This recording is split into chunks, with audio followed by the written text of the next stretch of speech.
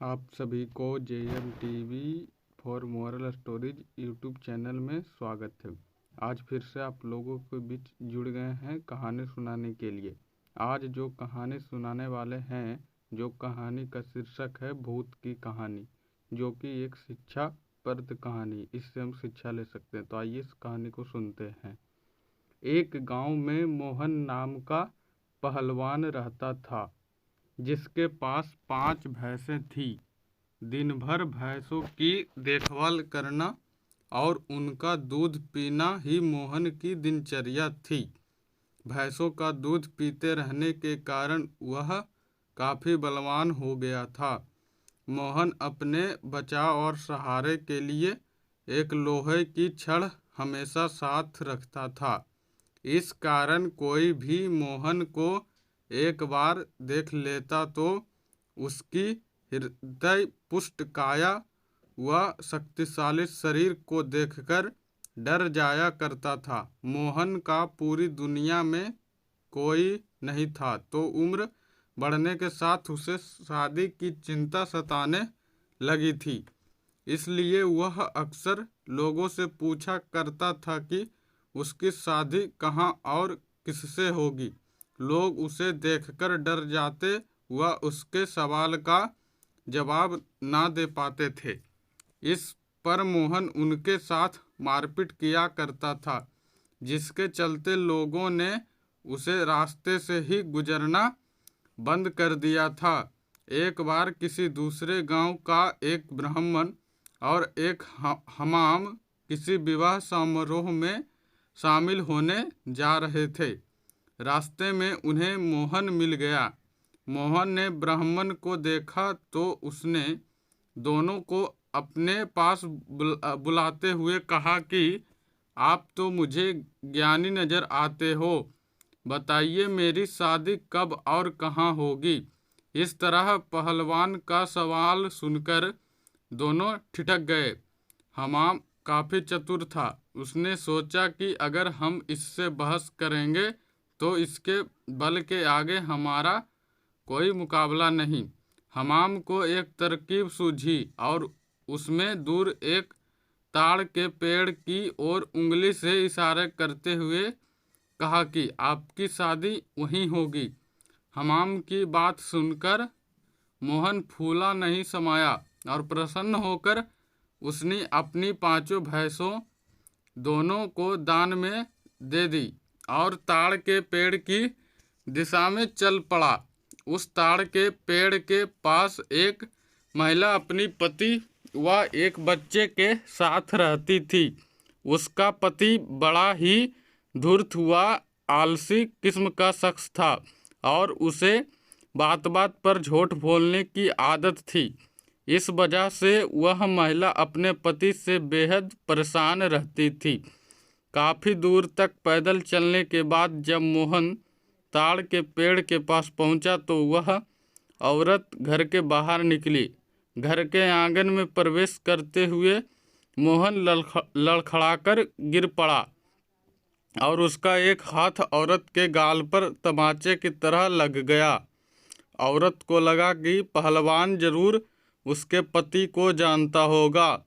अपने एक हाथ से गाल मलते हुए औरत ने पहलवान को अतिथि कक्ष में बैठने के लिए कहा और उसे जलपान कराने लगी।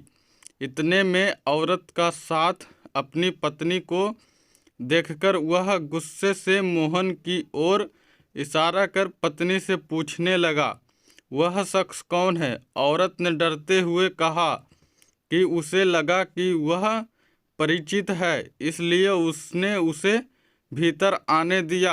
अपनी पत्नी की बात सुनकर वह शख्स और भी क्रोधित हो गया और लड़ने के लिए मोहन की ओर झपका। शख्स को रोकने के लिए मोहन ने अपने लोहे की छड़ उसके सिर पर रख दी, जिससे वह आदमी वहीं मर गया। यह सब दृश्य देखकर उसकी पत्नी रोने लगी। माहौल को देखकर पहलवान वहां से जाने लगा तो उस औरत ने मोहन को रोक लिया और कहने लगी कि उसके पति के अलावा घर में कमाने वाला कोई नहीं था और उनकी मृत्यु के बाद अब तुम्हें हमारे साथ ही रहना होगा। इसके बाद मोहन उस औरत के साथ उसी घर में रहने लगा। मोहन को भैंसों का दूध पीने के अलावा कोई काम नहीं आता था।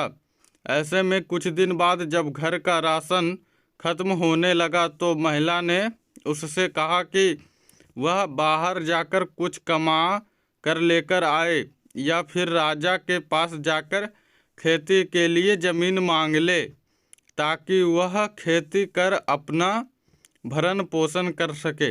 महिला की बात सुनकर पहलवान अपने लोहे की छड़ उठाए राजमहल की ओर चल पड़ा।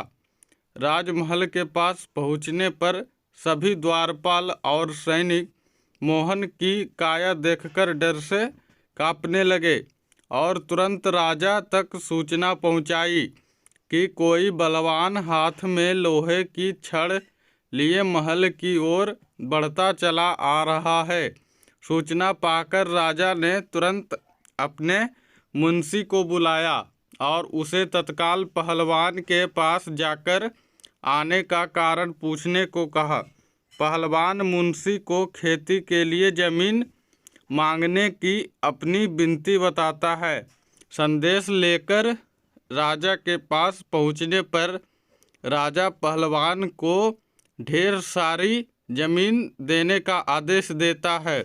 मुंशी बेहद चतुर होता है तो वह राजा द्वारा पहलवान को दी गई अधिकांश ज़मीन स्वयं के लिए रखकर मोहन को कब्रिस्तान के पास एक बंजर ज़मीन का छोटा सा टुकड़ा दे देता है, जिसे पाकर पहलवान खुशी खुशी वापस लौट जाता है।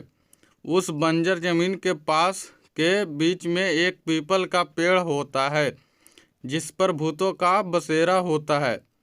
जमीन को फसल उगाने योग्य बनाने के लिए जब पहलवान जुताई शुरू करता है तो पेड़ के कारण उसे खेत जोतने में परेशानी आने लगती है। मोहन उस पेड़ को उखाड़ने की ठान लेता है और अपनी लोहे की छड़ से उस पर प्रहार करता है, जिससे करीब 150 भूत पेड़ से नीचे गिर जाते हैं और गुस्से से पहलवान की ओर लड़ने के लिए दौड़ते हैं। पहलवान अपनी छड़ से सभी भूतों के छक्के छुड़ा देता है। पहलवान से जीतना असंभव जानकर भूत मोहन के सामने पेड़ ना काटने की गुजारिश करने लगे।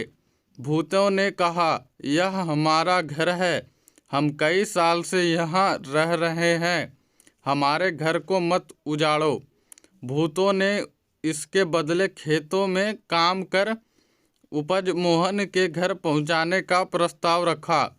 मोहन को भूतों पर दया आ जाती है और वह उनका प्रस्ताव स्वीकार कर घर चला जाता है। इसके बाद से भूत समय समय पर पहलवान के घर हर फसल पहुँचाने लगे। एक बार उन भूतों का गुरु उनसे मिलने आता है।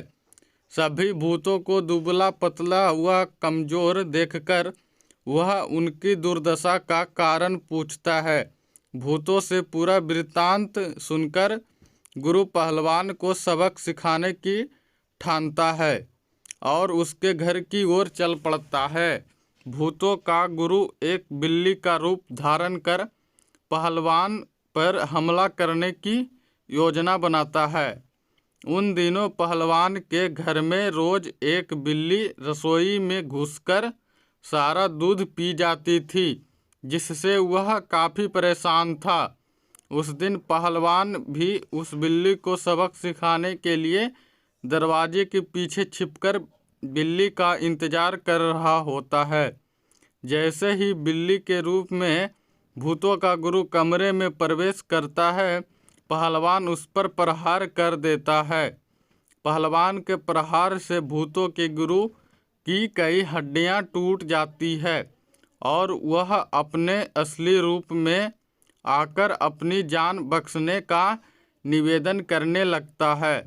मोहन ने भूतों के गुरु को छोड़ने पर खुद के लिए सजा चुनने के लिए कहा। ऐसे में भूतों के गुरु ने कहा कि उसे भक्षने पर वह राशन की मात्रा दुगनी कर देगा।